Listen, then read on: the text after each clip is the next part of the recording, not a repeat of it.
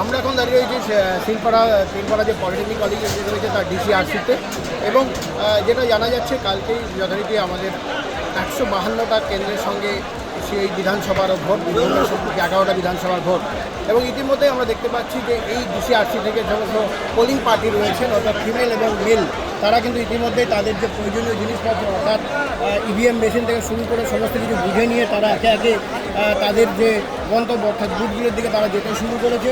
প্রচুর ভিড় হয়েছে, যারা প্রায় এবারে যেটা জানা যাচ্ছে 3000-এরও বেশি বুথে ভোট হবে বীরভূমের 11টা বিধানসভা কেন্দ্রে, এবং তার পাশাপাশি প্রায় 175 কোম্পানি কেন্দ্রীয় বাহিনী রয়েছে, সমস্ত নিরাপত্তা তারা দায়িত্বে রয়েছেন। প্রতি বুথে 4 জন করে কেন্দ্রীয় বাহিনী থাকবেন, বুথের সংখ্যা 3 বা 4 হলে সেটা 16 পর্যন্ত যাচ্ছে।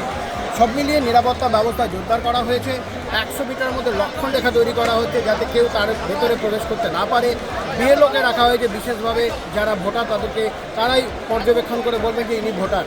সব মিলিয়ে কিন্তু ব্যবস্থা পুরোপুরি করা হচ্ছে বীরভূম জেলা নির্বাচন দপ্তরের পক্ষ থেকে, এবং তারই প্রস্তুতি দেখতে পাচ্ছি সিউড়ি ডিসিআরসিতে।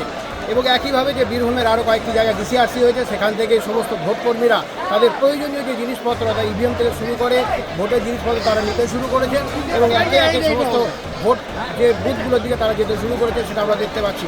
তারই কিছু ছবি আপনাদের সামনে তুলে ধরলাম।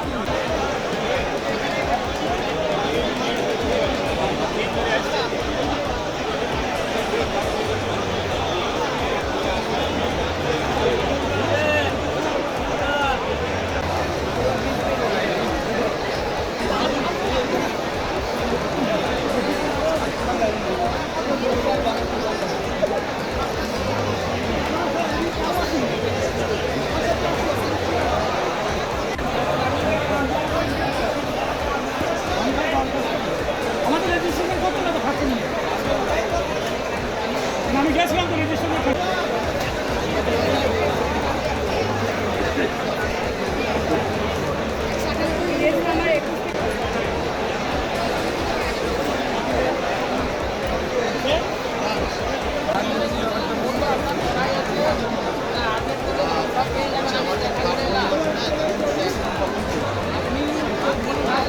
আসবে না